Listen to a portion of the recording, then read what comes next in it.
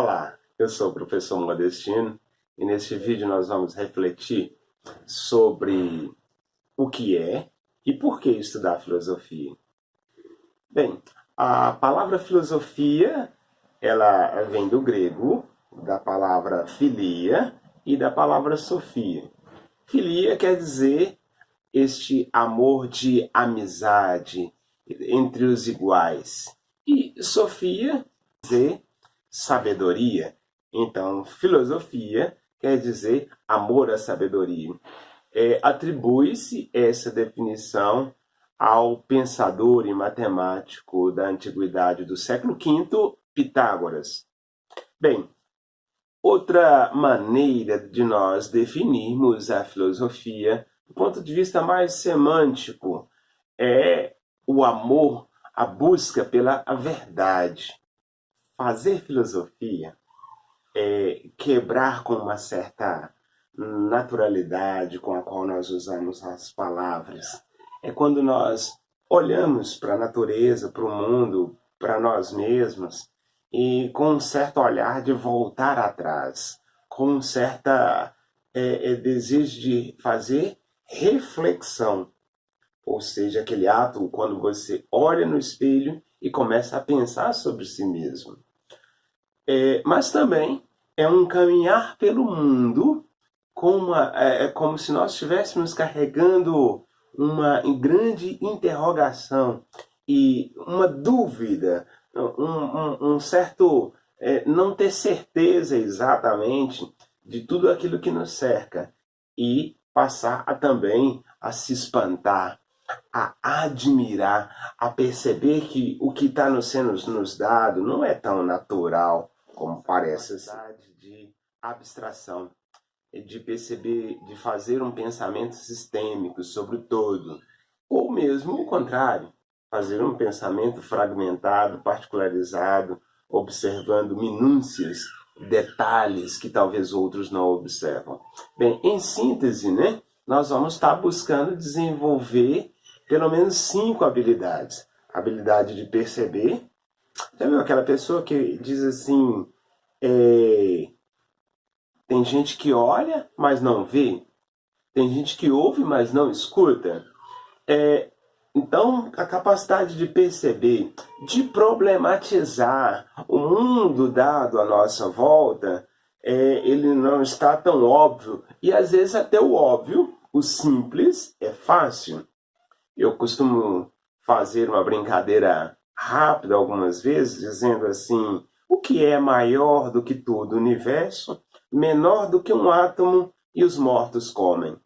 E há uma certa dificuldade das pessoas chegarem à resposta do nada, do impossível.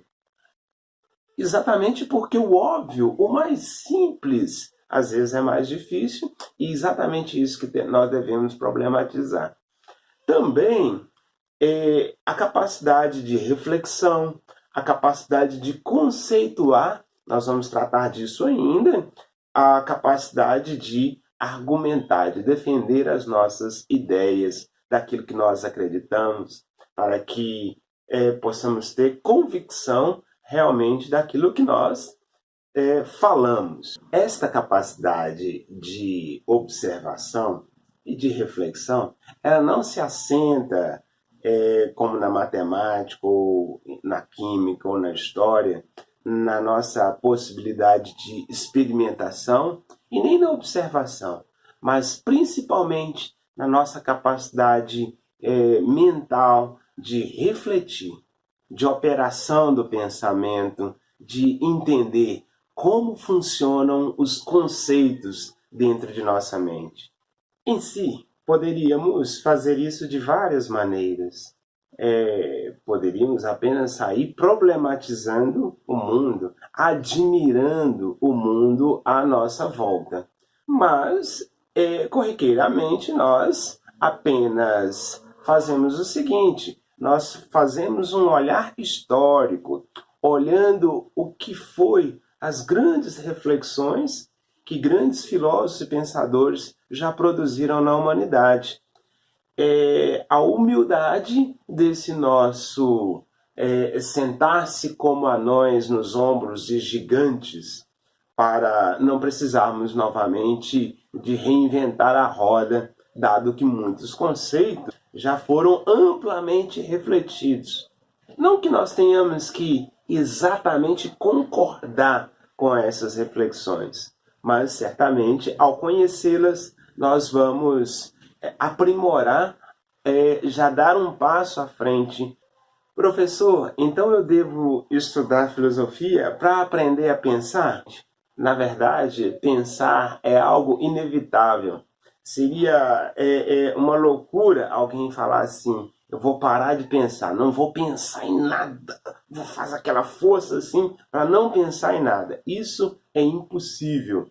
Nós temos cerca de 60 mil pensamentos por dia e isso é inevitável. Talvez muitos deles não estejam claramente em nossa consciência, mas pensar é algo inevitável. Mas o que fazemos com o pensar? Como compreender as ideias? Como usamos as ideias no nosso dia a dia? Um historiador pode perguntar num determinado momento sobre o passado, mas a reflexão filosófica será perguntar: o que é o tempo? Um matemático pode buscar fazer uma série de utilizações com o número, utilizando o número para somas, multiplicações, divisões e várias outras atividades, mas o pensamento filosófico vai nos ajudar a entender assim: mas o que é o número? Um psicólogo pode investigar lá nas crianças como se aprende a linguagem, como se dá a comunicação. Mas o filósofo vai realmente observar e vai perguntar: o que dá significado a cada palavra? Um advogado pode já utilizar substancialmente a lei em vários aspectos e vai aplicar a lei. Mas o filósofo vai perguntar: o que é o justo?